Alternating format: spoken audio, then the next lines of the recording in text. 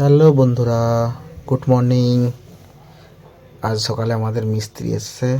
এই যে মিস্ত্রি বাবু ডিজাইন বললো কি করব। আমি তখন বললাম একটা ডিজাইন সিম্পলের মধ্যেই বলি ইট কাটিং ডিজাইন করো, মানে ইটের মতন দেখতে ডিজাইনটা, ইট কাটিং যাকে বলে, মানে মনে হবে যেন ইটের মতন, মানে খাঁজ কাটা ওই ডিজাইনটাই বললাম। তোমরা দেখো বন্ধুরা কেমন হয়েছে, কমেন্ট করে জানিও। শেষ পর্যন্ত দেখতে থাকো ভিডিওটা।